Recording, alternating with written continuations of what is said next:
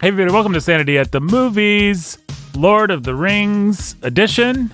My name is Nathan Alverson. That's Pastor Jake Bensel right there. Hello, Jake. Hey, how you doing? I'm doing well because we are swerving away all of a sudden from Disney princesses for several reasons that we should probably explain.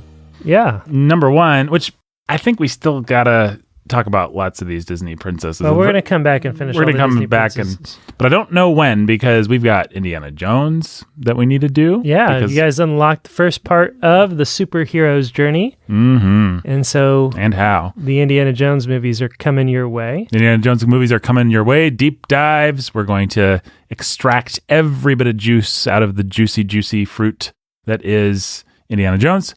And I've not had a stick of juicy fruit since I was a kid. We're going to salivate all over that Bazooka Joe until it turns chewable.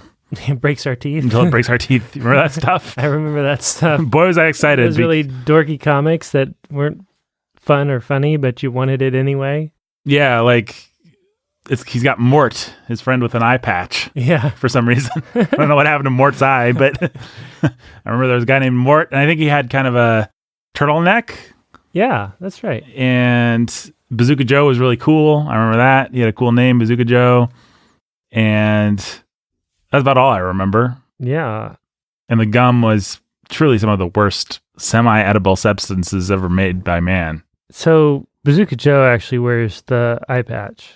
Oh, he does. That's right. Mort just has a turtleneck. That covers his mouth, maybe. Yeah, that covers his mouth and makes his neck really long.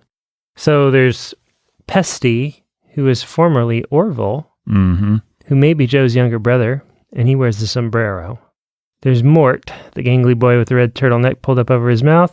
There's Hungry Herman, Joe's tubby pal. There's Jane, Joe's girlfriend. There's Tuffy, a streetwise type who wears a sailor hat. Oh, yeah, I remember Tuffy. There's Metal Dude, a blonde, mulleted fan of heavy metal music, and Walkie Talkie, a neighborhood mutt.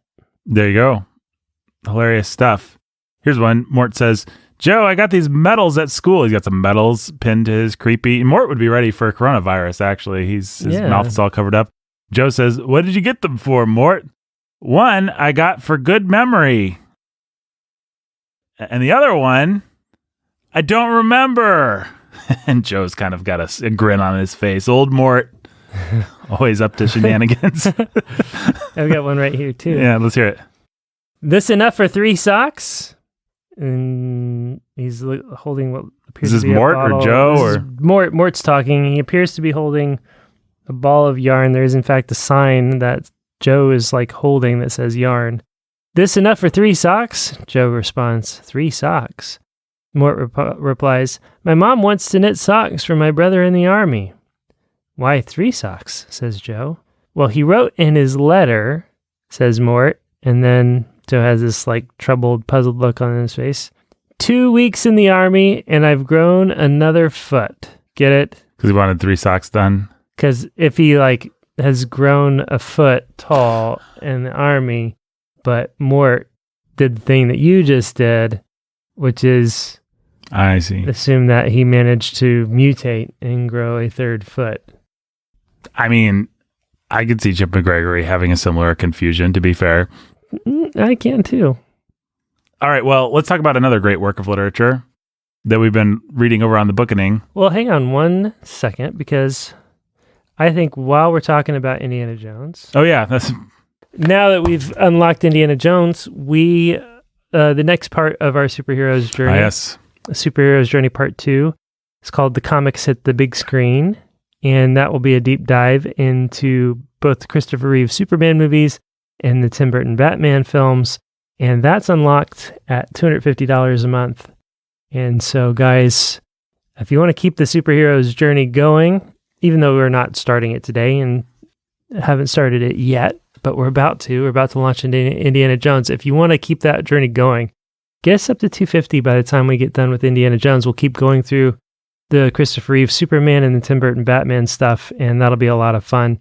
And that'll push us closer to something I'm really looking forward to.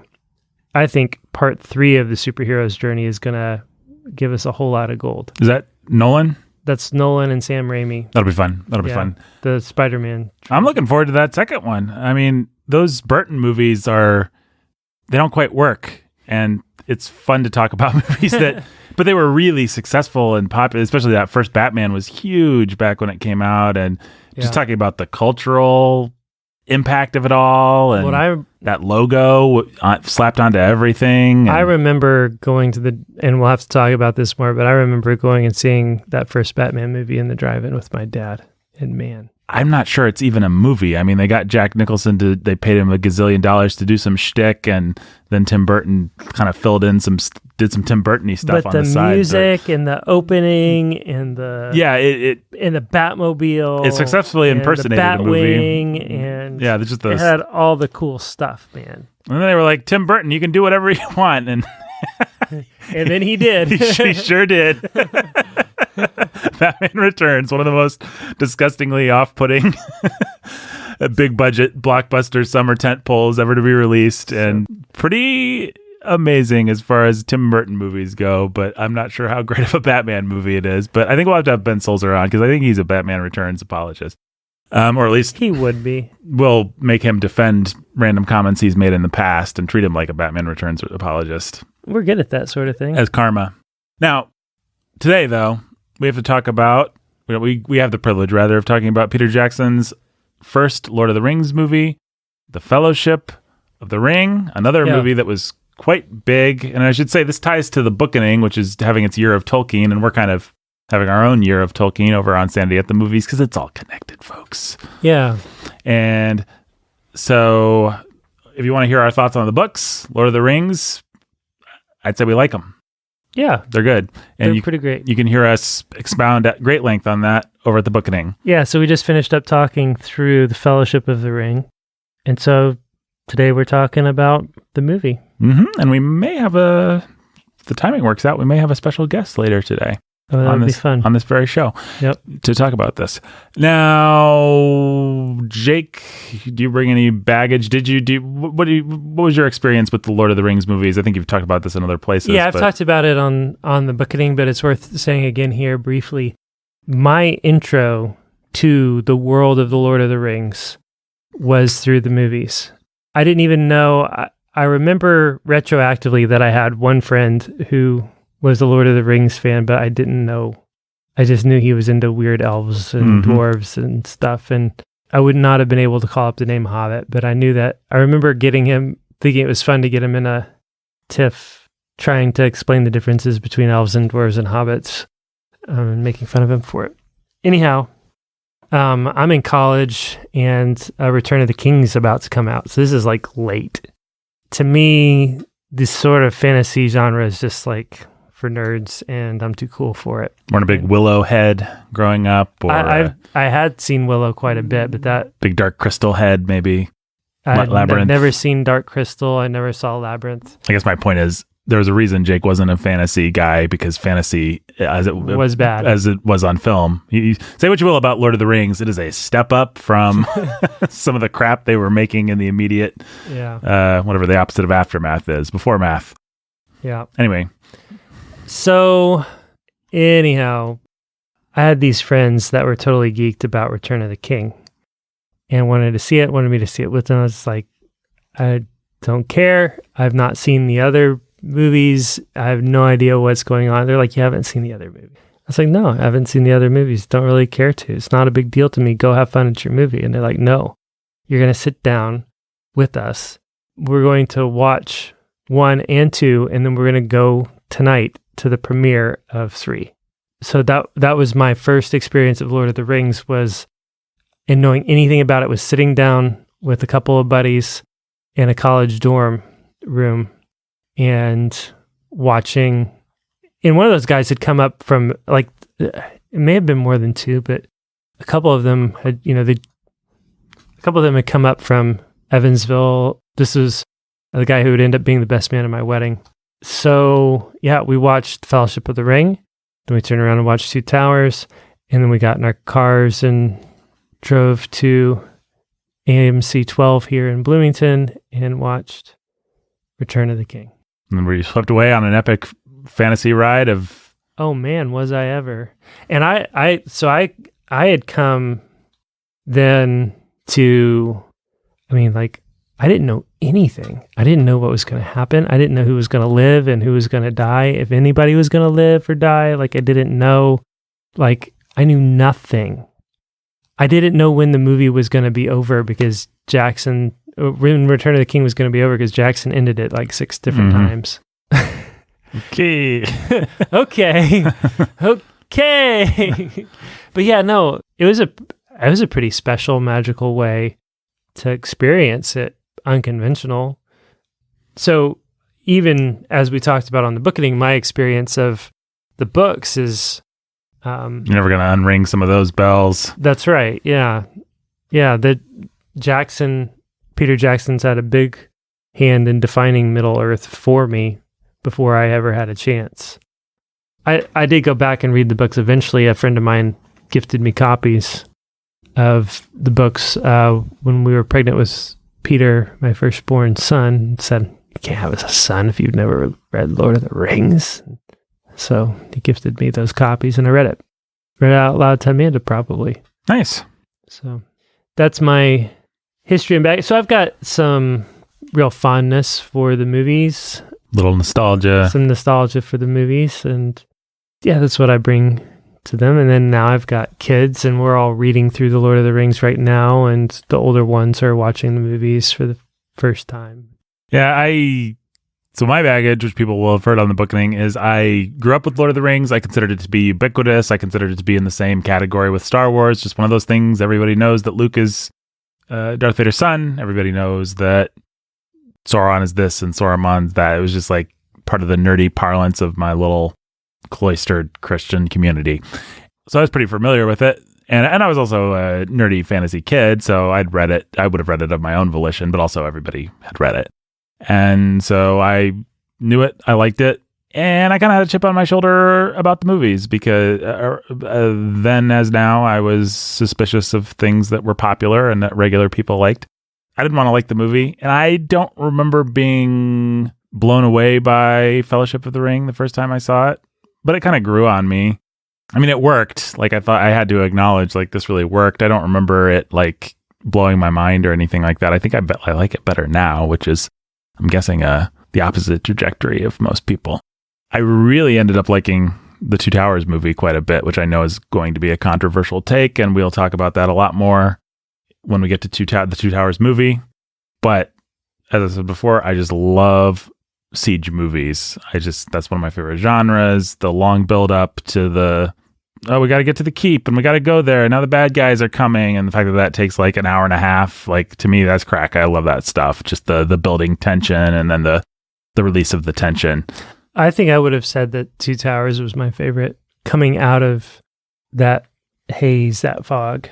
Right. For the same reasons of just, man, especially when it was all blurring together like that, you couldn't really beat Helm's Deep. No, you can't. And once you have to reckon with it being the adaptation of a book and how they did some things to Faramir and the way that they made it all work, it doesn't quite work. But I think I'm still a Two Towers apologist. I think you're going to find, dear listener, that I'm something of a Jackson Lord of the Rings apologist anyway.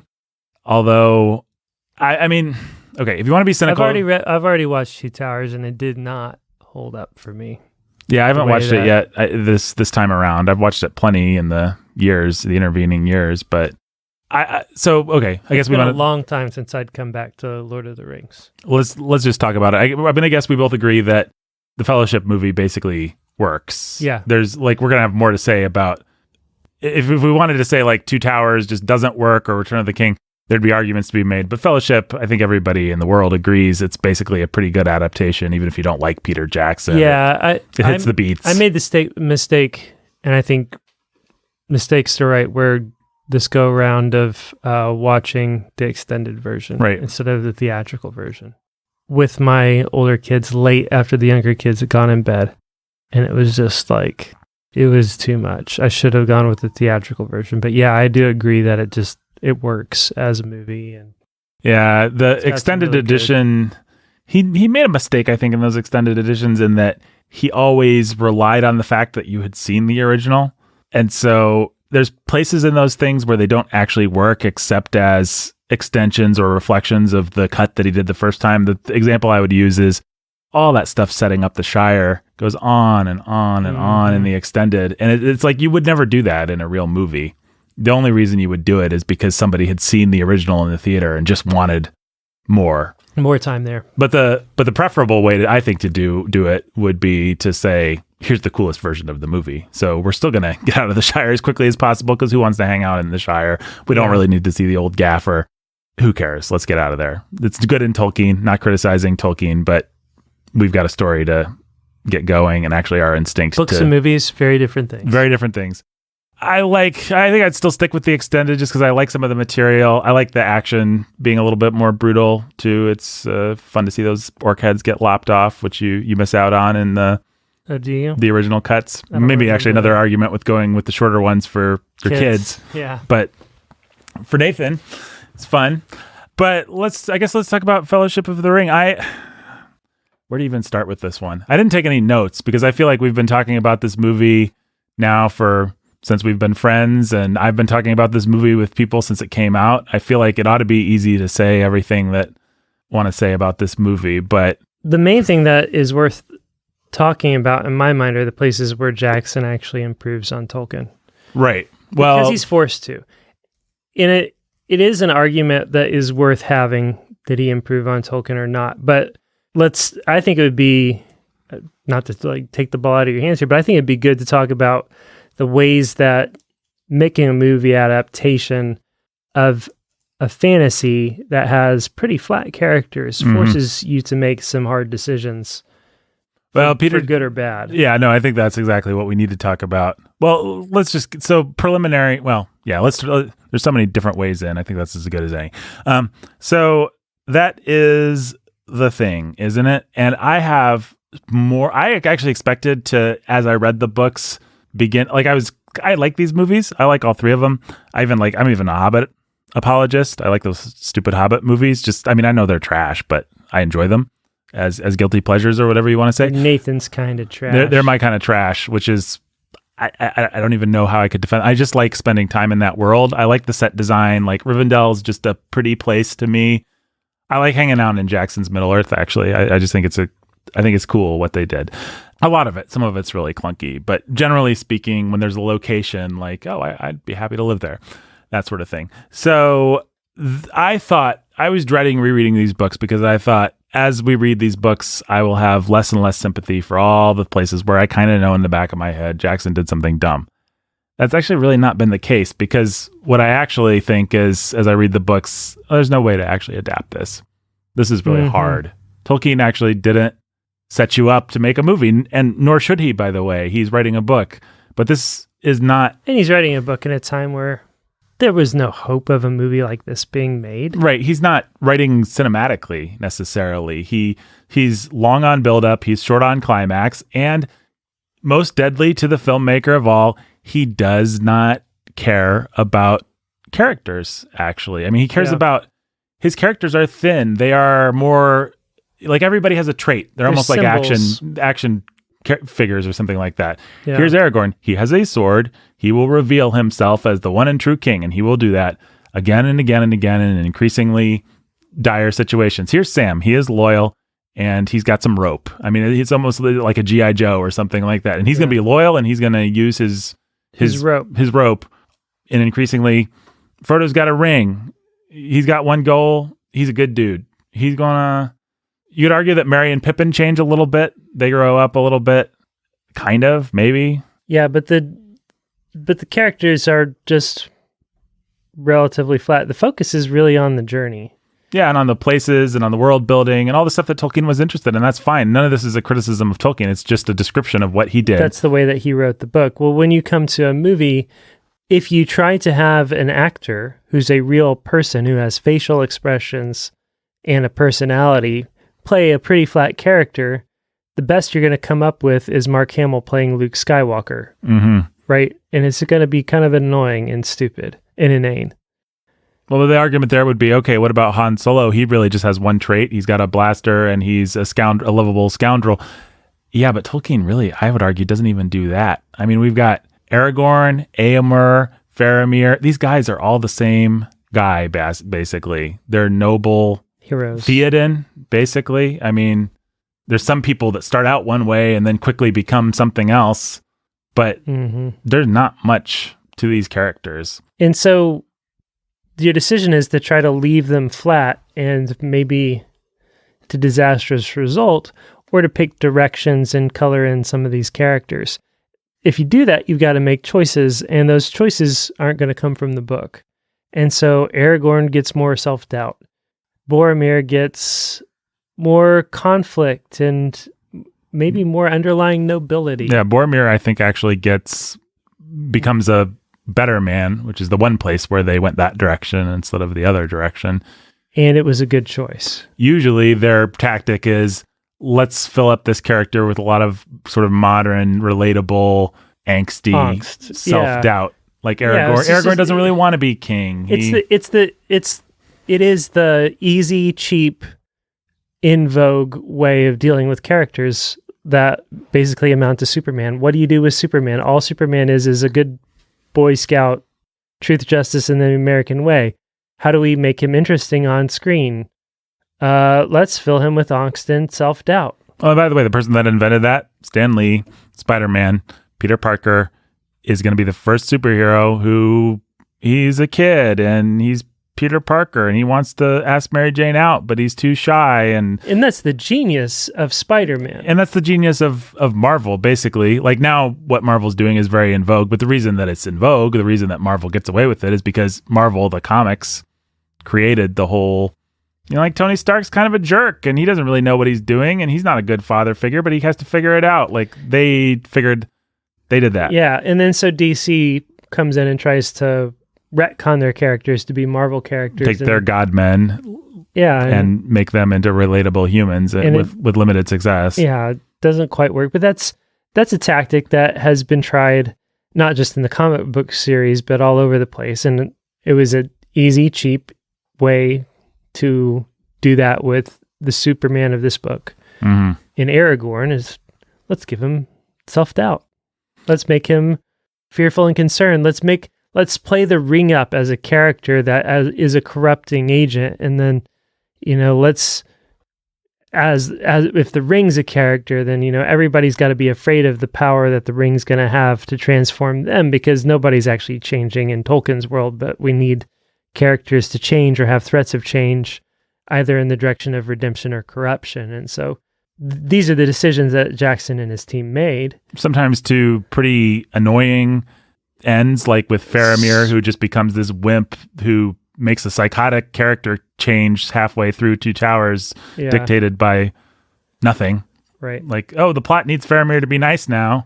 Yeah. Okay. And we need him to be a jerk, like way jerkier than he was. And Faramir is one of those things that just annoys people because they love the character from the book, and then he doesn't even make sense on screen because he was there for plot, right? Like, I mean, half of what they did with Faramir and the Two Towers, which we'll talk about, is just like, well, the Ring's got to be corrupting people, and the timeline here is weird because of how Tolkien wrote this book, and we want to save Shelob for the next movie, even though it's in the second book, so we've got to have some kind of thing. We're going to take him to the battle of whatever that battle is. But then we need a climax here, so we're going to have Frodo send Sam away. We're going to make the Ring that much more corrupting, and Frodo's get more sneering, snarling Frodo, because that's what we want. Right, exactly. So their solutions are often dumb, just ham-fistedly dumb. And ham-fisted's the word. As a Jackson somewhat apologist, I will fully admit, like, their solutions are stupid a lot of the time. That being said, those problems are inherent to the source material, and I understand every one of those was a problem you needed to solve. Like Faramir, for screen. Let's just keep clarifying that because people are going to hear the wrong thing. No. Books are perfect as books. But for screen. And you can say, well, what? Just don't make a movie. Okay, go back to the 19th century. Go live in Middle Earth. Okay, we're going to make. Why are you even listening to this podcast? Starting with the proposition that we are going to make a movie. We have to solve those problems, actually. Yeah. We do. You would want them to be solved. You don't want to see the boring movie. You would hate it. That's just a transliteration of the book. If they didn't try to solve these problems. Yeah, I know you think you wouldn't, but you're wrong. You're wrong. You don't want to see the TV show where they just spend 9 episodes getting out of the Shire. I barely wanted to read about it personally, but I had a tough time with it. But I mean, honestly, it's great. It's a great novel.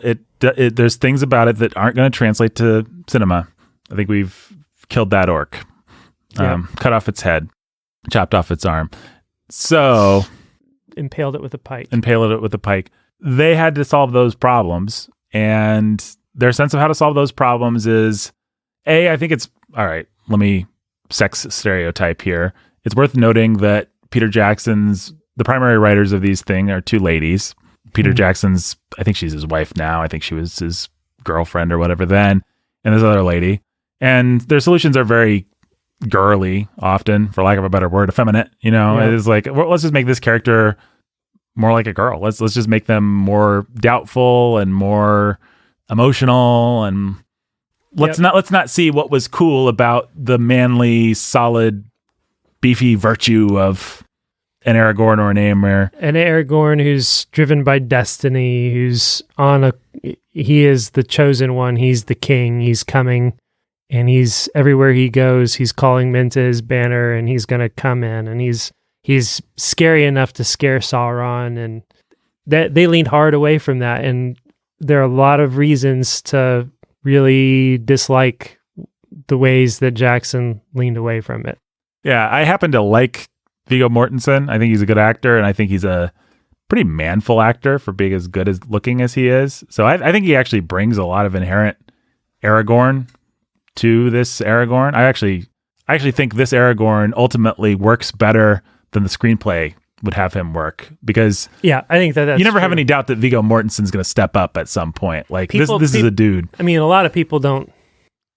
They think what they don't like about the movies is Viggo Mortensen, but I think that you're right about that. I think he rises above the material and brings more kingliness to the material than how it was written. It's a really hard role to cast, and they famously had another actor. Nick Cage, wasn't it? No, it was... or is that some dumb rumor that I picked up somewhere? No, they did offer Gandalf to Sean Connery. Oh, wow. Who took League of Extraordinary Gentlemen instead.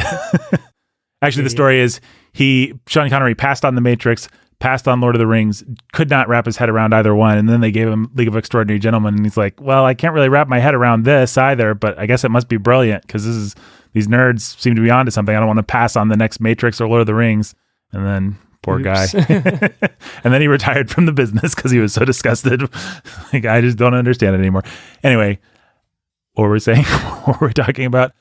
Whoever they had cast before Viggo Mortensen. Yeah, they casted another guy from League of Extraordinary Gentlemen, if you ever saw that turkey. I did. The guy that played Dorian Gray, his name is Stuart Townsend, and he's a much younger man than Viggo Mortensen and much more of a pretty boy. And people really would have, the people that don't like this current Aragorn really wouldn't have liked that Aragorn, because he would have been that much more, it would have been more like having Orlando Bloom play the part, what I was like imagining. Kind of in that direction. So, well, the reason they did it that way is clear, and at least clear to me, which is they made a decision. They made their first decision, which was that the ring is a person. Mm-hmm. And the ring is a corrupting influence everywhere it goes. It's going to corrupt Faramir. It's going to corrupt Boromir. It's going to have the potential to corrupt Aragorn. No one's going to be above this. No one's going to be above it. It's going to corrupt Frodo. Which is what Tolkien tells you, but then Tolkien's always here's Tom Bombadil, here's this person that's actually can have it for a while. You never really feel that the ring is, at least not through the Two Towers, you're not feeling like the ring is weighing on Frodo the way that they make it look like it's weighing on him. It's not tempting people. Boromir came to the council ready to take that ring to Gondor, because that's who Boromir was. In Tolkien's world, Boromir, of course, he's going to get that ring. He's going to take it to Gondor. It has nothing to do with the ring and everything to do with, this is just the kind of arrogant, Gondor first, I'm going to be the hero, I'm going to get the glory, we can handle anything, right? Kind of person that's how Tolkien wrote him. But they're not, their first decision, I think you're right, absolutely right, is, and I get it, by the way, and I I think it might be my decision too. I don't know that I'd do it in all the dumb ways. I hope that they did it. The application of the decision is one thing, but the decision itself to make the ring an agent of corruption, a character that's at the center of these movies. Well, it's like, this is our MacGuffin. Let's make it as important as, like, every scene should be about the fact that this MacGuffin is important and that, like, we need this plot to be driving forward. And I think that's the other thing you have to understand is fantasy is so stupid. Like, Tolkien can just conjure a world of words. You start to make that literal. You start to give us people with pointy ears. You start to give us CGI beasties and stuff. There has to be a certain forward momentum or it all falls to pieces. Mm-hmm. It's either going to work or it's going to be embarrassing. Those are really the two options.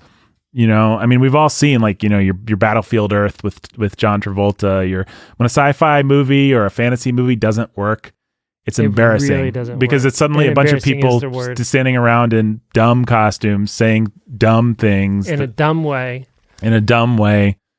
While dumb-looking creatures are around them. So their solution is, we need to give this forward, and I think it's very smart, actually. This has to have forward momentum. It can't stop to breathe, because at the minute it stops, it dies. It's like a shark. Like, this plot has to keep drawing you in and telling you how important everything is, or you're going to laugh at it. Look, if they hadn't done that, they would have lost me. I needed bigger reasons to buy into this. It just had too many fantasy hurdles. Mm. I had to feel that this had a plot, a story, good and evil, and bigger things that I could connect with and that were going to keep moving me forward, or I was never going to find my way in. Mm-hmm. And if they had just made this for fantasy nerds and let it run the risk of being embarrassing, I would have said, sorry, guys. No, and so they do everything. They front load it. They're like, let's start with a spectacular battle scene with bodies flying through the air and this big monster guy. Like, let's just do the James Bond trick of, like, starting with the most spectacular thing you've ever seen, mm-hmm. and drawing people in, and then we'll have Cate Blanchett, you know, narrating and telling, you know, but the hearts of men are easily corrupted and all this kind of stuff. Like, we're going to lay it on as quick and as powerfully. We're going to spend a whole bunch of money up front to try and hook you. And then we're going to get out of the Shire as quick as possible. And we're going to have Gandalf. We're going to get into the Shire, make you feel that sense of the world is innocent and bright and sweet. And then we're back out of it. And we're on a quest into darkness. We're going to condense everything. Like, it's years of Gandalf figuring things out. And hey, I submit to you, if they just took Tolkien to the screen, especially if we see any of the effects of the ring visually, Gandalf's going to start to look like an idiot for not immediately figuring it out. It stretches credulity in both the book and the movie, I think. Actually, you have to buy that just nobody knows about this thing. I guess that's the conceit, is that the lore of the ring has actually been lost. But then it doesn't really sound like it's been lost when not among the people that know. Among the people that know, and then they... And why isn't Gandalf... I mean, Gandalf is one of the people that know. You would... Yeah, he is. Elrond, and the movie version, was actually alive for all that stuff, so you'd think he and his dudes would have their eyes pretty well open. And Galadriel was there. And yeah, so... Anyway, they're brushing all that. You're not supposed to think about stuff like that, and you don't, because they... And I want to pay credit to them. While doing that, they make Lord of the Rings nerds feel really good by giving you a fun, over-the-top Bilbo in Ian Holm, by giving you a really pretty bucolic Shire, by, you know, they actually hit all the things that a Lord of the Rings fanatic would remember: the party scene, the speech, the smattering of applause, Mr. Proudfoot, all that stuff. They managed to stuff that all in, even in the non-extended version, but they move through it really quickly. Fireworks. Keep that plot chugging. Mm-hmm. Pull out all the best lines. And then they get that story going as quickly as possible. And it's still pretty clunky. Like, I'd say everything to the Council of Elrond just barely works. Yeah. Like, and I think that's... Buckleberry Ferry, run in slow motion behind the incredibly well-lit dark forest. Yeah. I mean, there's even things like... My wife, I've actually had this experience with multiple people who haven't read the books. They don't realize that Sam is his servant. Somehow they forgot to ever Yeah. Like Meredith's like, why is he calling him Mr. Frodo? I thought they were friends. Which, if you think about it from the point of view of someone who's just watching the movie, that actually makes perfect sense.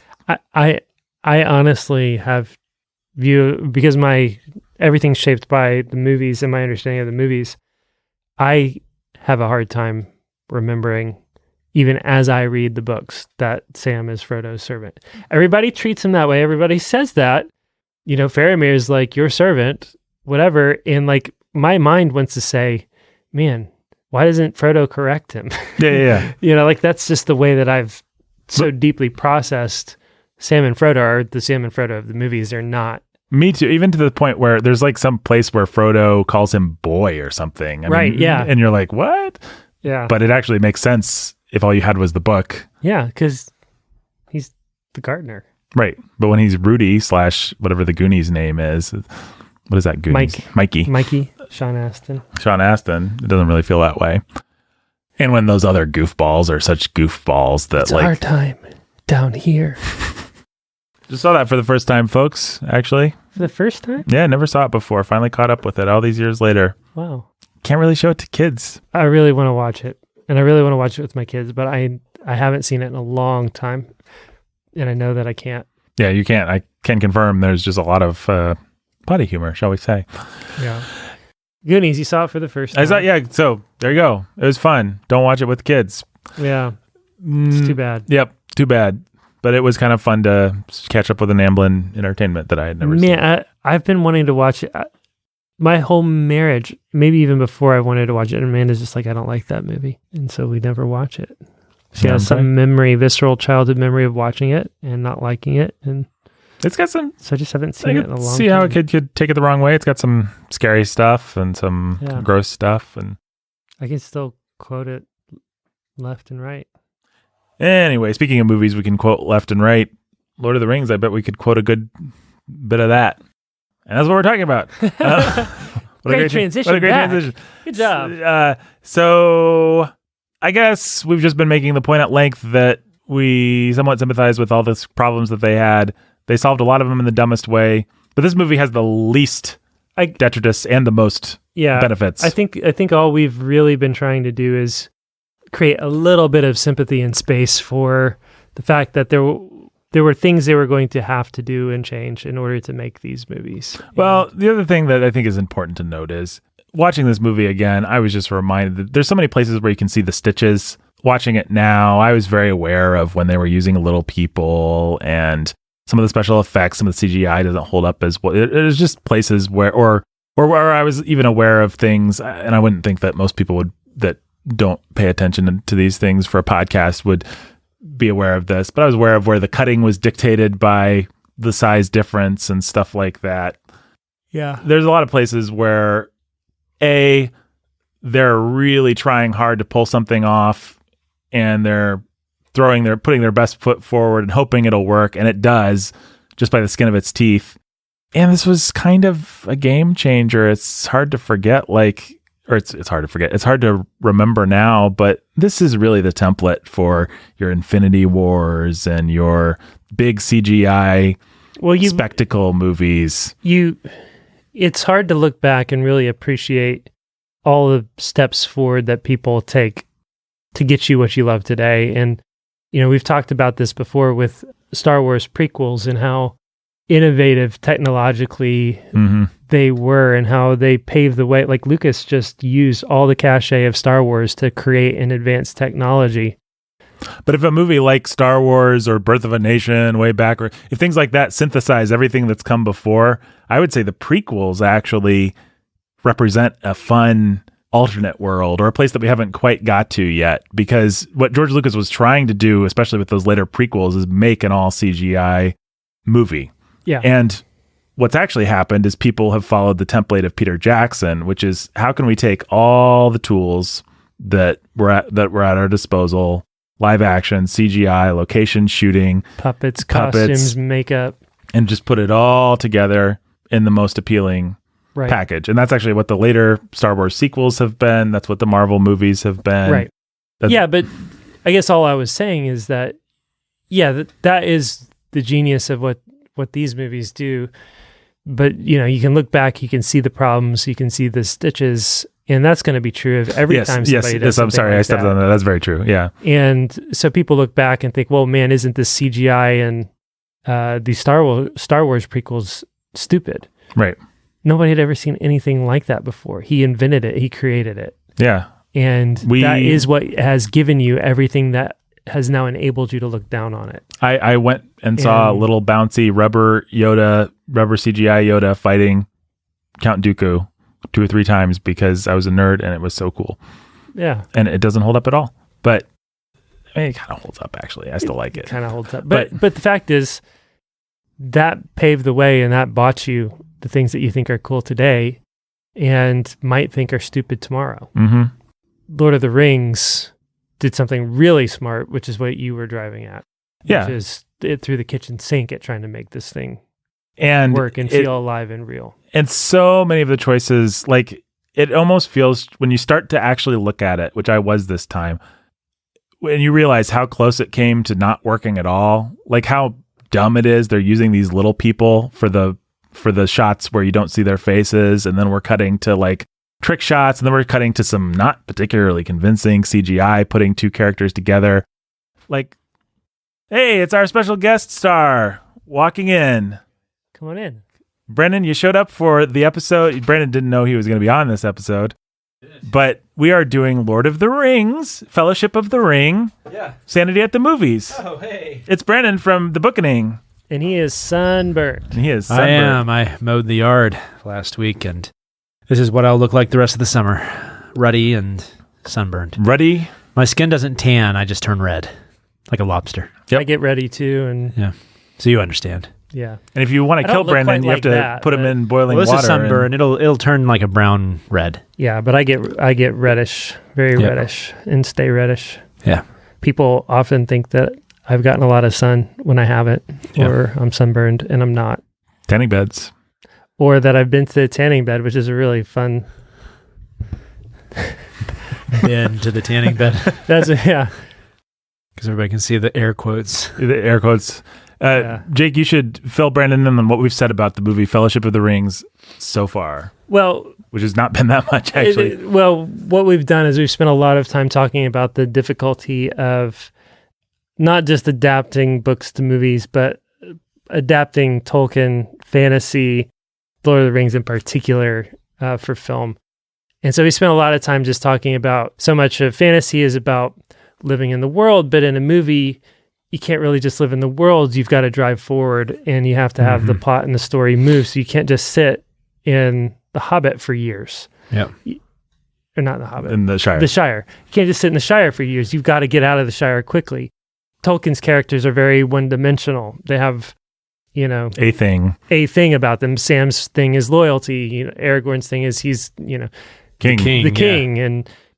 But once you have an actor who has a face and facial expressions and body language and a personality, you have to start to make decisions to color about how you're going to try to color in, or if you're going to try to color in this character, because he can't just be flat and one-dimensional on screen the way that he is in a book. And so you have to make decisions about more of what's going on inside of a character. You have to go take a step towards psychological realism or take a step towards camp, but you have to make decisions.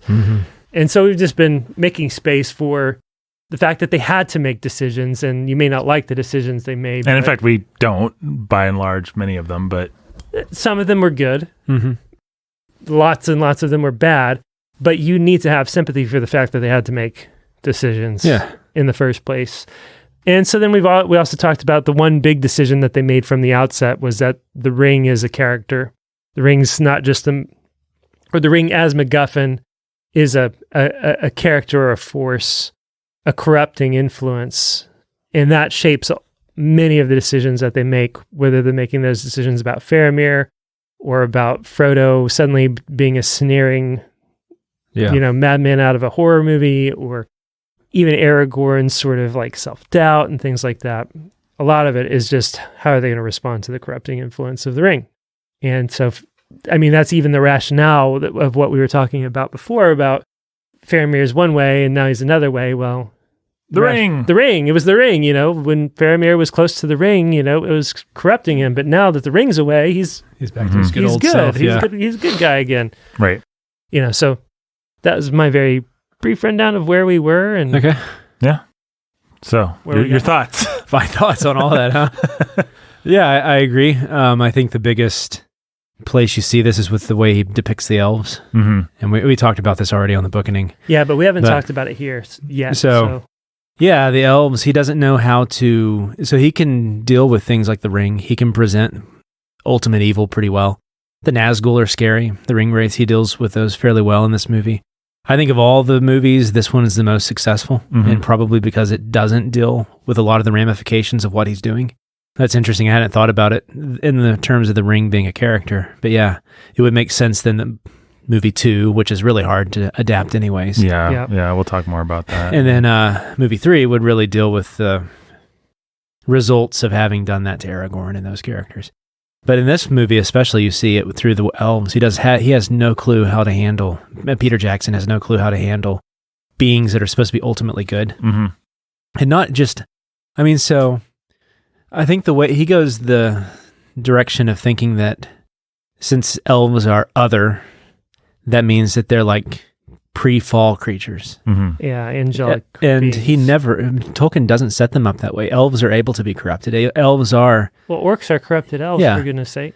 And so what I loved about the books, reading through them this time, is seeing how the elves are like the old noble medieval lords is basically what they're like in the books. And he completely misses out on that by making them this Aryan, beautiful, angelic race that has no depth of character. But they sure do glow. They do glow. Yeah. The closest he gets is with Legolas. But even Legolas is pretty annoying. Well, Legolas has to be something because he has to be part of the fellowship. Yeah, and you also see that Peter Jackson assumes that a pure masculinity that's free from everything that would make it evil, with like Legolas, looks like effeminacy. Mm-hmm. Right. So Legolas is just this effeminate girl that shoots a bow. Right. The more angelic you are, the more girly you are, basically. Which is... false. Yeah, it's false. Thanks, Nathan. And something that Nathan pointed out earlier might have something to do with the fact that all the screenwriters, or the two principal screenwriters, were actually women. The women, the people that shaped the dialogue and the character. What I get the impression, and folks, I've watched the documentaries, you remember those big sets that they came out with? Oh, yeah. I've seen it all. The impression I get is Peter Jackson's a wonderful technician, and that's what he enjoys, and he just had a lot of fun with the battles. And it's not that he's a hack or doesn't care about the characterization, but I get the sense that he really trusts his wife, this other lady, with like, you guys know emotion. You're going to get these emotional things down. You're going to make sure that it has the romance, because that's not my thing. I'll be over here coming up with ways to behead orcs. And boy, does he come up with them. And he comes up with them. And, he obviously, if he put that much imagination into, say, the romance between Arwen and Aragorn, or into actually depicting Galadriel as something besides a weird slow motion psychopath, we might really have something. Yeah, you see it most with Galadriel, where she turns green and blue. But then, is it blue? It's been a while since I've seen the movie. Isn't it blue? Yeah, it is. When she love me and despair. Yeah, she turns blue. She looks like a creature from Casper, the Friendly Ghost. Yeah, right. Yeah, that moment is so dumb. It's awful. Yeah. What I also see is filmmakers who, I think this is the weird thing is the Hobbit movies are much better made, even though the screenplays are much stupider in their way. What you see is someone who's desperately trying to do something that's not in vogue with fantasy, doesn't know whether it's going to work. And so like when Jake says we have to make the ring into a character, one of the reasons I think that they played so strongly into that is they're just like, we don't know if people are going to take this seriously. We don't know if they're going to buy this. We're not confident about this. In fact, we're pretty insecure about it. So we're going to try and do everything we can to tell you the ring is the ultimate evil. Yeah. We don't know if this is going to play. And I see some of that with the elves, some of that with the thinner characterizations. Like, we're actually kind of insecure about this material. And so we're going to try and, like, we don't know how to make Galadriel work. How do you do Galadriel? How do you make that? How do you communicate that to a cinema going audience while they eat their popcorn? Well, slow motion, I guess. And That's interesting because the things that work well in this movie are the things that are more accessible outside of fantasy. So the Shire is done. That's probably the best thing. He gets the Shire. Yeah, he gets it. The Shire is really well done. Yeah, I would say the opening and the close are the... Yeah, the close to this movie. Really, if you nail the opening and you nail the close, that's half the battle with the movie anyway, right? Yeah. Well, there's a famous director who said a good movie is an opening and a close and 3 good scenes or something like that. Everything else can be crap. And I think that this movie kind of actually proves that kind of principle. proves it because Weathertop is great. Mm-hmm. Even though I don't really like how they imagine the Balrog, Gandalf's fall, and Khazad-dûm is really good. Mm-hmm. I think that's just because Ian McKellen's performance is amazing. Hopefully you guys haven't said otherwise. No. Okay. No. Yeah. I'm waiting for you to pray. I'm waiting for you to do that. Yeah. I won't tell you with anything. All right. Yeah. That'd be fun. Yeah. And then the ending is with Boromir's death, and then Sam, the way they handle Sam going with Frodo is really good. Mm-hmm. It's well done. Yep. And even the last scene, I can think about that last scene and him and Will, and that still kind of makes me teary-eyed with them. Oh, yeah. I'm glad you're here with me, Sam. Mm-hmm. So. Yeah, I love that stuff. I think the ending to this movie is great. It's a tearjerker. Sean, what's his name? Astin. Sean Astin. She's Sean Astin, but then before him, what's the name of the guy? Sean Bean. Elijah. Sean Bean. Yeah, His Boromir. He's just effortlessly good at playing a very noble, knightly kind of a character who is very easily corrupted. Like he brings shades to Boromir that aren't in the book. For the better. For the better. And then the screenplay brings it. It's almost actually. like it's a Shakespearean actor. Yeah. Almost. I mean, he gets a lot. It's just a great death scene, those arrows thudding into him. It is. And he gets back up. Peter Jackson's never going to do anything subtle when he can.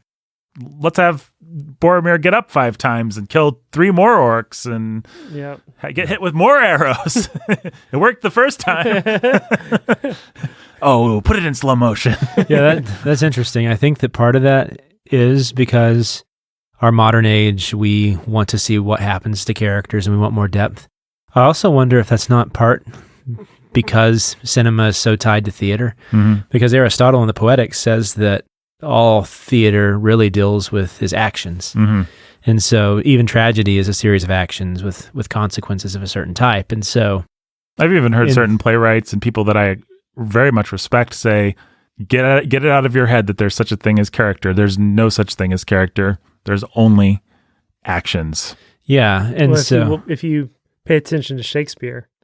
Well, Shakespeare would be the premier example of someone who doesn't seem to care that much about character. This sort of psychologically complex character. He just, here's the next thing that this guy did. And it was the most entertaining and interesting thing that he could have done. And yet, so like Romeo and Juliet, I hope one day on the book and we talk about that because it's a tragedy in the sense that it's about Juliet and Romeo's the villain. Mm-hmm.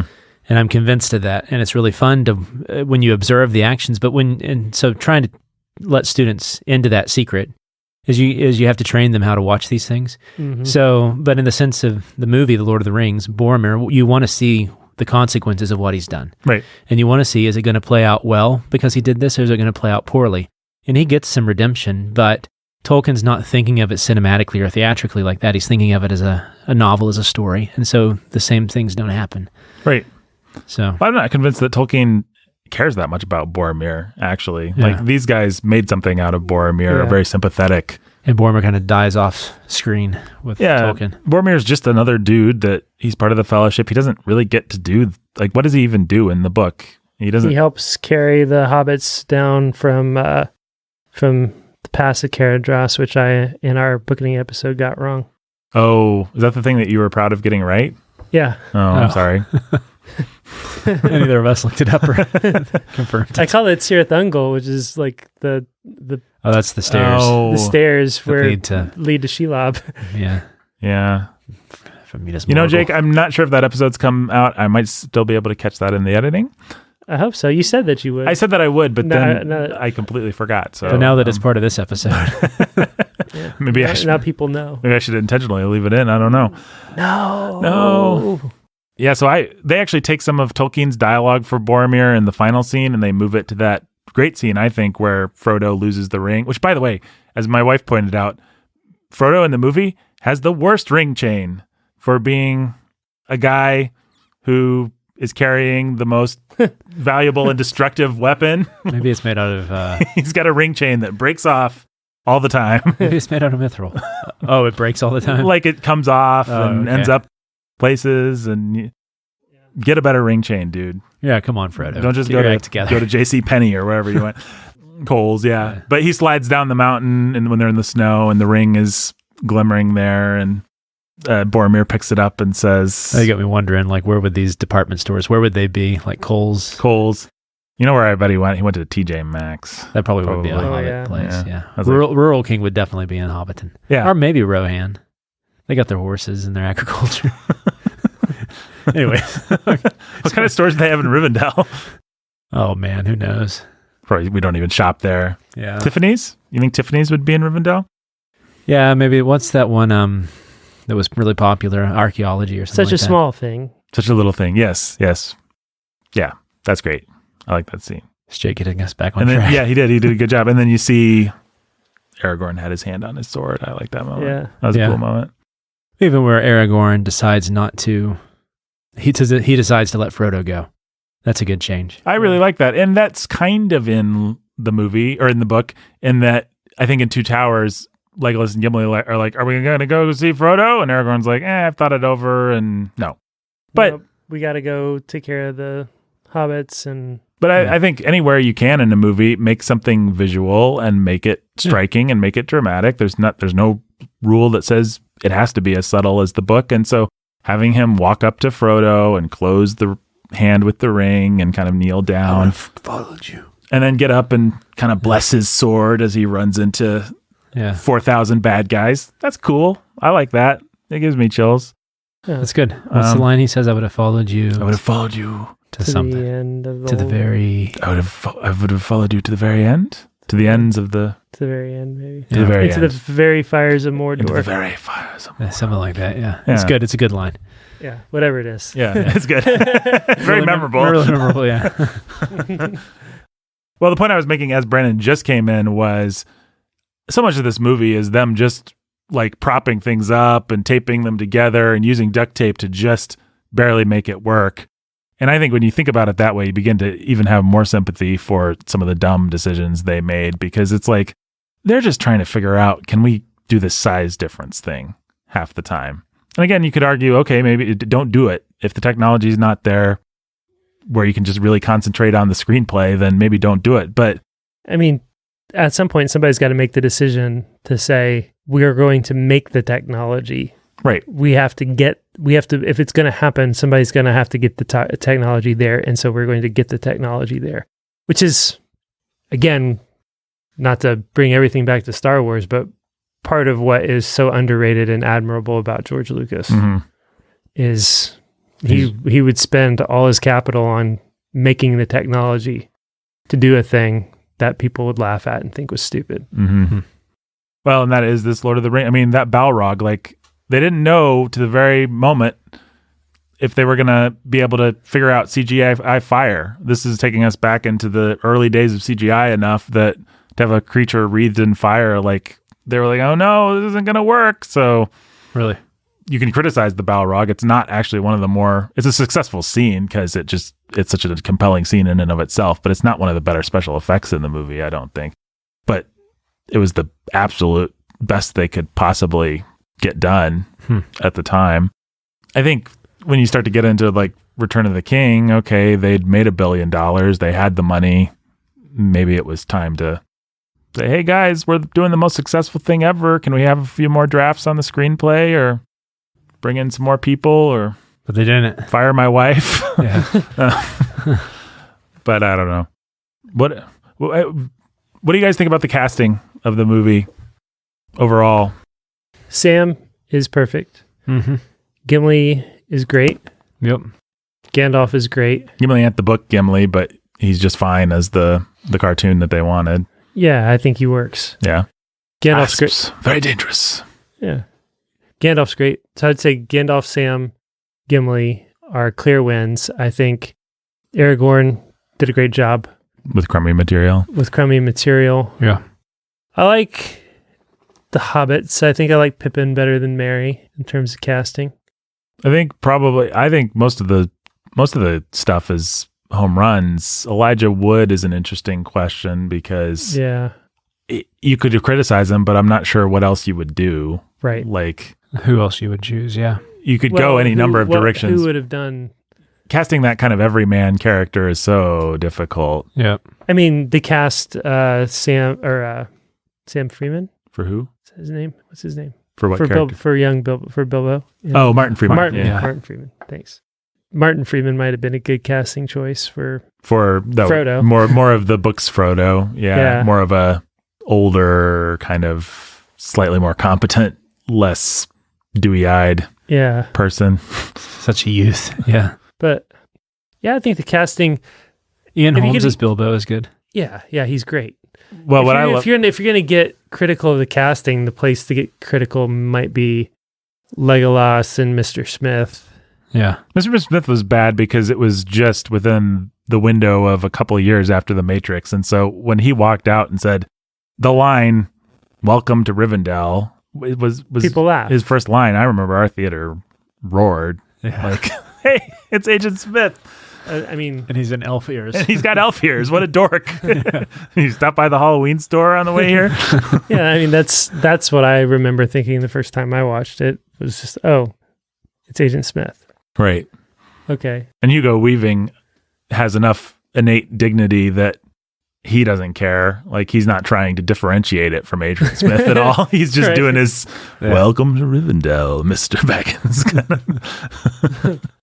I don't want to pass over the profound slam dunk that was Ian McKellen. I mean, that it's so obvious that you don't even want to stop to talk about it, but no, what a great... That was an amazing choice, yeah. Well, I mean, it just so happens that a whole 7-book children's fantasy was written and designed around Ian McKellen's Gandalf being one of the heroes. Mm-hmm. Oh, yeah.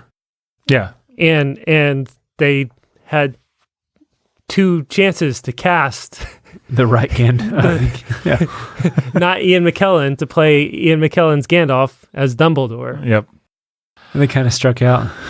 I like the second option a little Michael better. Gambon.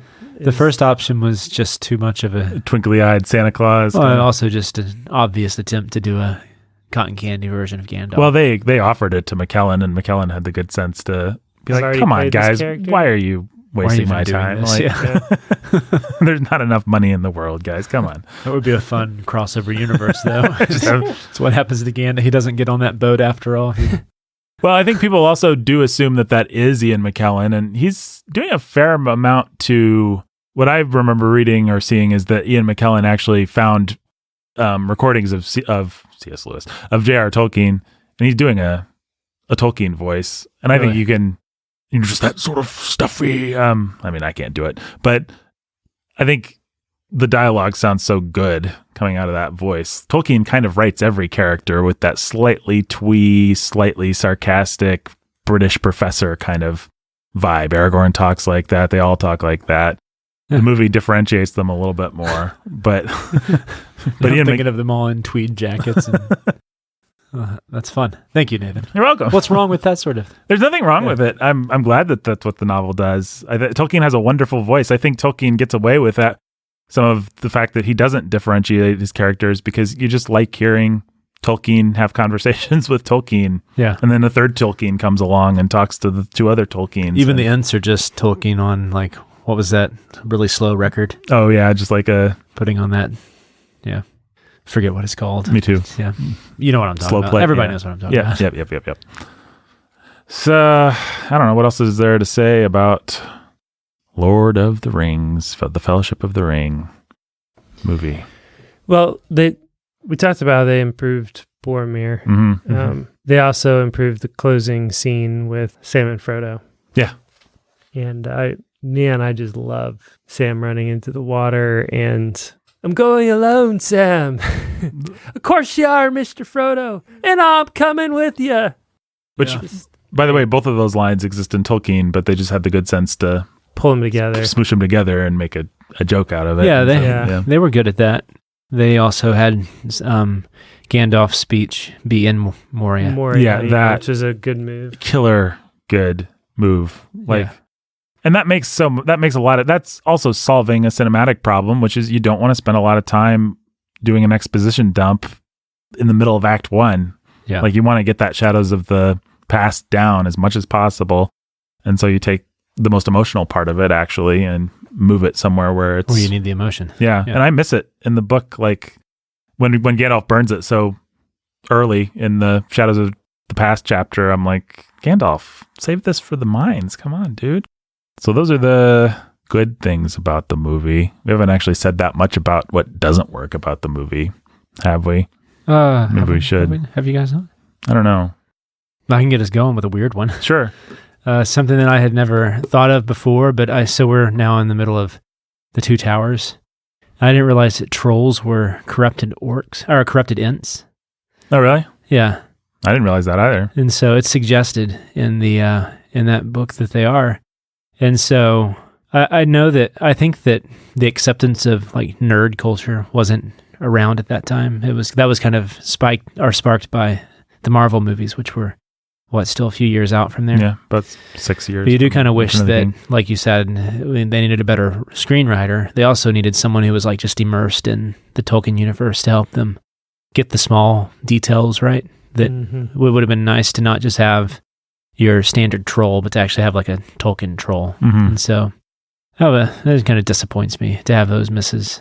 So, but they paved the way. I mean, they were for me the first crossover. It was the first time I entered the world of fantasy, and yeah, they provided the gateway for what was going. They were the gateway drug for me, for sure. Yeah, that was pre Star Wars, pre anything that I thought. I mean, for me, Marvel comic book stuff. I didn't even pay attention to the Sam Raimi Spider-Man stuff. Yeah. I had some Batman, Superman nostalgia from my very young childhood. That's about it. Okay. I had a thought that I think was worth saying, but Was it about what they did wrong or before that? I think it must have been about what they did wrong, but something you said just as you were starting out. The Ents are corrupted. He's got a weird thought. Yeah. It was weird. It'll probably come to me in a minute once we get started on something else. Well, I think we've already talked about the one biggest disappointment is the elves. Yeah, the elves are bad. He doesn't know how to do that whole Galadriel session. Did you think of it?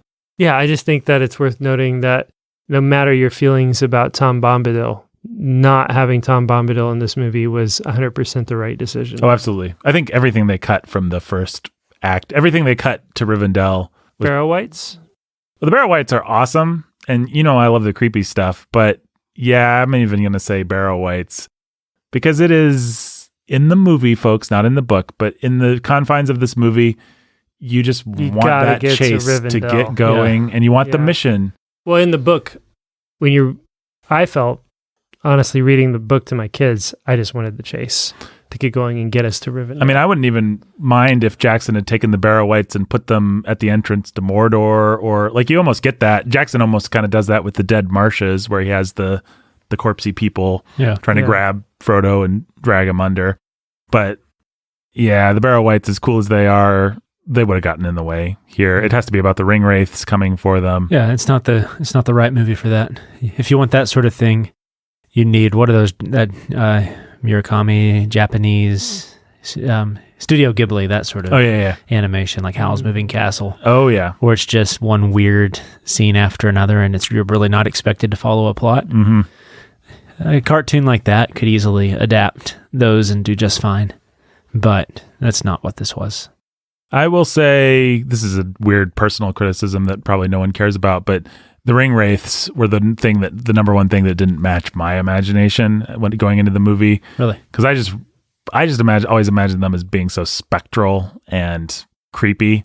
And in the movie, they're very earthbound in a weird way. They've got that clanking armor. It's the armor as much as anything that turns me off. I want them to be kind of more Dementory. Yeah, the Dementors in Harry Potter 3 are awesome, actually. They do that perfectly.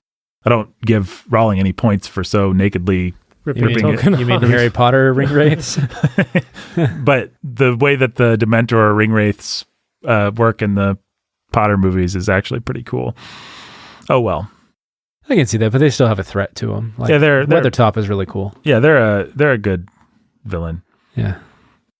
I don't personally mind Aragorn that much in this movie. Maybe he gets lamer. I think he does get lamer. Yeah, I don't think I mind Aragorn all that much in this movie. I think you're right. I think the big issue is where he says, "You bow for no man," or whatever. There's that. There's some really dumb romance, as I recall, with Arwen in the second one that's just like slows the thing down. And Eowyn. But that... when in the book, it's just he kind of gets a troubled look, and that's about all. Mm-hmm. Mm-hmm. And it's just because he's worried about, oh no, my kingly charisma has failed yet another. Yeah. Yeah, Eowyn's nothing in the book, but I guess we'll talk about that when we get to it on the bookening and probably the... what do you guys think about Arwen in the movie? I'm guessing I'm not going to hear a round of applause here. It's the greatest thing. I'm so glad they chose Steven Tyler's daughter. A ranger caught off his guard. That's where you see elements of they're not quite bold enough to take the step to what will become Kate Elf. They tried. She was going to fight at Helm's Deep, and the internet saw some behind the scenes footage of Liv Tyler at Helm's Deep, and the nerds lost their minds. Really? They did not want Arwen at Helm's Deep, and they protested. She's Why Arwen did they want Evenstar. the elves there in the first place? I don't know that they probably didn't. And knew that the elves were going to be there. That's something I had forgotten, that the elves don't show up in the books. Yeah. That was the whole thing that they just invented for the... Yeah. To show peace among nations. Yeah, well... These desperate times draw us all together. Yeah. I think we've made a lot of space. Elves and men die side by side once again. Now, if they were to do it nowadays, it's always politics. I'm sure they'd have like Rohan and Gondor happily establishing quarantine so nobody could get infected by the ring. Saruman's red hair is always blowing off of his scalp.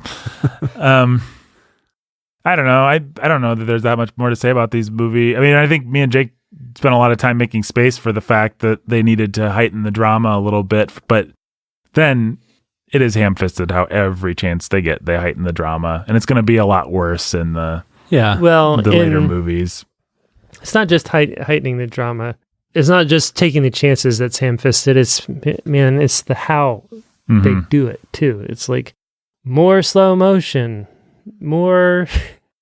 Well, it's like the answer is always more. Yeah, there's a lot of cheese. What these movies feel like to me again is we don't know what we're doing, and we're just getting as much footage as we can. And when you look at it that way, like we're putting this thing together with duct tape, and we're desperate, and nobody's done something like on the scale like this. You can give it a lot of credit for where it does work, but then it starts to make sense of things like, I guess we didn't just get sad enough performances about after Gandalf died, so everything's going to have to go into slow motion, and everyone's just boo-hoo-hoo on the side of the mountain, and like there's just things like that where Peter Jackson either lacks the taste or just simply didn't get good material. Same thing with the whole Cate Blanchett performance. Like, I don't know whether that's... thought, this is for kids, and... Kids are dumb. Kids are stupid. Let's make the kids cry. Mm-hmm. I get the sense that which does work. Yeah. That he kind of likes the taste, right? I think he likes the taste. I think his tastelessness can be fun with some of the violence and the special effects and stuff. It's kind of fun and funny. I like it. But I mean, if you know the history of Peter Jackson and the sort of movies he directed before. Yeah, he's a gonzo horror director. No question about it. It's no wonder that the let's eat meat, boys, or whatever, those sorts of works, or what he's going to do well. Meat's on the menu tonight. That's right. Boys. Yeah. Anything that's kind of vulgar about Tolkien, he's going to... Mordor, he gets Mordor pretty well. He gets the threat and the danger and the darkness. But even there, it's like, we're not going to portray any of Sauron's attractiveness. Sauron is going to be a Power Rangers villain. You know, he's just going to be a big, broad-shouldered, armored dude. You know, there's just a little bit too much Zack Snyder-ishness, and even the way he portrays his evil. Yeah. Like you can imagine the rock guitars going off behind Sauron as he comes out. starts wasting those guys. He's awesome, man. He's awesome. Sign me up. I'm Team Sauron. It really does remind me of Power Rangers, the scene where he's holding his arm out and he's got the ring on in the little montage at the beginning. Yeah. He's just like really pleased with himself. It's just like Rita Repulsa or Zed. Those great Power Rangers villains. Wow. We'll pretend we didn't hear that. Let's just move on. Those are pulls I could not have made. No, nor am I necessarily sad I can't. At last I am free, now to conquer Earth. Yeah, so there's just a lot of tasteless, hammy stuff. Cate Blanchett turning blue is probably the ultimate example of, you've got a Shakespearean actress. She can deliver that wonderful Tolkien speech about terror and desire and all will love me in despair. She can do that. She can bring it. You don't have to turn her blue, Peter Jackson. It's just, he doesn't know how to trust his actors and his audience. Because, for example, I love the ending, but there is where right after Frodo says what he says to Sam has like to give this admiring look that's almost, it's really weird. And it almost ruins the scene for me. Well, even in we already made fun of the Boromir scene, which I love, because it just goes on and on and on. More black arrows and more heroic last getting up. Yep. The scene where Sam goes after Frodo, same thing. Like, we're just gonna hold on this a beat too long. He's gonna sink under the water, and we're gonna ask the question of, is Frodo gonna let him drown? Right. I mean, come on, what kind of a moron do we think either one of these characters is? Sam's just gonna die, And Sam's sink. just like got this sad expression. Yeah, as he's, like- It's risible, to use the word that my vocabulary website emailed me not too long ago. It's a good one, Nathan. It's very risible, folks. It is. Very. And Peter Jackson, the Gotta ultimate rise out of me. the ultimate example is good job, Jake. the Thanks. dumb scene in Return of the King where they all run in slow motion and start like jumping on the bed. Yeah. And they're all like, ha, ha, ha, ha. Yeah. We've all lost our minds. Right. Laughing gas has been released into the tent. Pink Floyd track. Yeah, there really should be. Another part where Peter Jackson just like draws it out so long that it becomes funny is those ring wraiths spend a long time in that bedroom slowly drawing their swords and getting ready to destroy those obvious scarecrows. And then the movie pans over to Aragorn at the window, and the movie seems so proud of itself. Like, yeah, they were in a different room. Bet you didn't think about that, did you? Because you're a moron. Oh, man. No, I think of the three movies, this is the most successful, but it shows a lot of the weaknesses. It'll just get amplified to 23 in the next movies. Mhm. So, Yep. Yeah. that Battle at Helm's Deep, it's the whole movie. Yeah, it's a good battle, but It certainly is not the whole book. nope. It's like a chapter, and it's a pretty short chapter. I I will just read it. I will make. Yeah, it is. It is. It's really not much in the book, but I'll make my apologies for that. There are a lot of things about the Two Towers. Was that? How about you save it for the Yeah, Two Towers movie? I'll save it. I'll save it. Well, We got I think it all to talk goes back about. to I'm afraid we're not going to have many things to talk about when we come to that Two Towers. Oh, I think we're gonna have things to talk about. it's what Jake was saying, that it's hard for a movie like this to live in the fantasy world. Mhm. It really does require. Have you guys seen the Irish filmmakers that do like the Song of the Sea and those movies? They're good. Yeah, they're really good. Yeah, Song of the Sea is great, Mhm. but it takes that sort of mentality where you're not so committed to a traditional plot line and are just willing to dwell in this strange world you've Mhm. created to tell a story like that. And you could imagine a studio like that getting a hold of the Lord of the Rings and being able to tell each of these books in like 2 or 3 movies. They would have to divide it like that, where it wouldn't feel weird for Helm's Deep to just be a kind of a quick snippet. Mhm. Mhm. But the fact that it makes sense for the Mines of Moria to really be the central set piece of this movie, but that should have warned people what was to come. Mhm. It was going to be the big adventure set piece and he's going to add everything he can to like escalate things with the walkways collapsing beneath them as they try to run, and Mhm. more orcs than the book suggests are there, and all that, just to make it feel more interesting, because he doesn't know how to tell any other story. Well, I think Peter Jackson loves adventure movies. That's the sense I get from. Yeah. Like, Peter Jackson really likes his Aragorn a lot. and his Boromir, he likes those guys. Like Peter Jackson, for such a hobbity gentleman, a guy that looks like a hobbit, and anytime you see him, he's like barefoot and stuff. He doesn't want to spend his fantasy life in a world with hobbits. Actually, he wants to see brave men do daring do and heroic. Like that's what he really likes, and that's fine. I think he does a lot of that stuff well.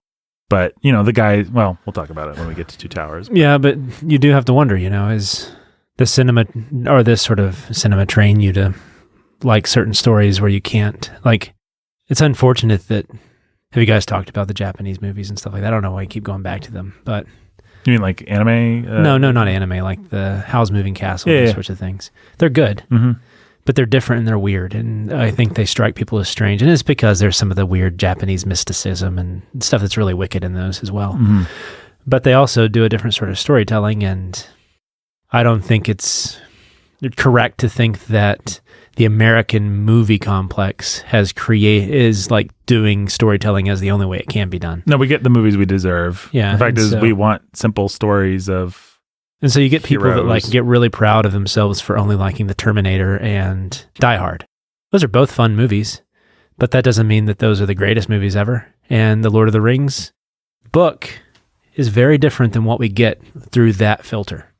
No, he made an action movie, for better or for worse. I think it's a fine action movie. It's a good action movie, yeah. But it's not the Lord of the Rings that Tolkien created. So, but it's still a fun movie. And I think of the three, it's the best by far.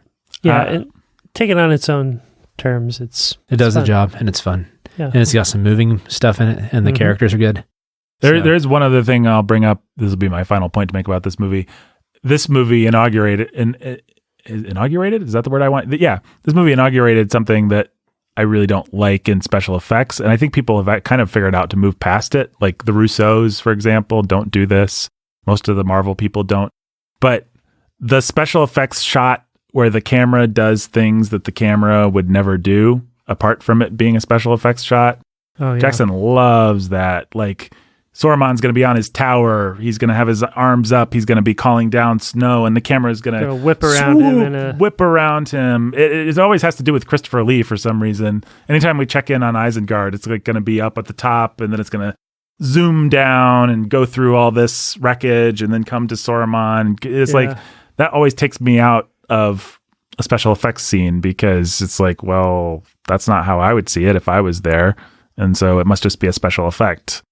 Whereas you don't think, oh, this is a cool bird's eye view, wild thing. I'd almost Baz Luhrmann would do this, or Guy Ritchie would do this, but he can't because he's not cool enough. The nice thing about somebody like Guy Ritchie is that he'll actually use those shots when nothing interesting is going on. So it's like a trick shot to amp up a normal scene. I don't actually always mind, but a trick shot to amp up a special effects scene. You have to make it feel like the special effect just happened. Like it was just there. Like this is just what everything looks like. It's not a special effect. It's just, a hat on a hat. We just went and filmed. Yeah, it is. Brandon, you used the term, we're putting a hat on a hat, and you shouldn't put a hat on a hat. You should just have one hat. That's right. We just need one hat. And modern special effects people, like the Marvel movies, I think mostly they know that. Like we're just gonna film the final battle with Thanos from the ground with kind of shaky cam. Like this is basically how it would look if you were. I'm sure there's violations of that. Sure. But Jackson's a rank offender in that category. Sorry, Jackson. I'm sure he's fine, Nathan. You don't think he's listening to this and bothered? He may be crying. He's probably crying. It's that wife is. It's probably crying a lot more than him. Honey, you aren't good at writing screenplays, but... What was her name? Philippa. No, it's Fran. Fran Boyle. Fran Boyan. Philippa Boyens and Fran something or other. I don't think her last name's Jackson, but I don't know. Well, she tried. She did try. We can give her credit for trying. Do or do not. There is no try. Yep. Uh-oh. That's the great wizard Gandalf said. Yeah. What do you guys think about those two old men jabbing stabs at each other and then pretending to fall over? What? That's a pretty sweet scene. The fight between Saruman and Gandalf. Oh, yeah. That's one of the most. I love that scene, but I think it's one of the stupidest things I've ever seen in my life. Like, just these two geriatric guys going and falling over, and their robes kind of go flipping over their heads, and it's just not very dignified. You have elected the way of pain. Oh, there's one cool moment when Saruman gets mad and he puts out his hand to make Gandalf's staff come flying over to him. Nobody does hand acting better than Christopher Lee. Christopher Lee was always in like the old 60s Dracula movies that he was in. He was always the best at like using his hands because they never gave him any when dialogue. he was Count Dooku, he's got all those epic hand moments, like when they both get cut off and then he looks vaguely perturbed. Wait, I may have needed those. You can get a limb cut off in Star Wars, no problem. Yeah, cauterization. You can get cut in half and no problem. Yeah. Well, Brandon, final thoughts on Fellowship of the Ring, the movie? I think I've already said them, but it's definitely the best of the three. I still enjoy it. I didn't watch it. I haven't watched it recently. You didn't even know you were going to be on this episode. Yeah, you walked in for a booking session and me and Jake were in the middle of it. But if I was to choose one to watch right now, it would be that one. One film to watch to rule them? One film to rule them all. This would be the one. And in the darkness, bind them. There you go. Yeah. Jake, same question? Yeah, it's the best. I think I agree, but we'll see how much my Jack's apologist kicks in for the other two. Maybe I'll try and make it come out of defense for Two Towers. I'm really not sure how well it'll hold up. Excited to see or hear. Yep. Sanity at the Movies. Thanks to the special guest star, Brandon Chastain of the Bookening fame. If you want to hear a lot more with him, go listen to the Bookening. It comes out every week. My name is Nathan. That's Jake. I produced this thing. Me and Jake both executive produced. Until next time. You shall not pass. You shan't. You shan't.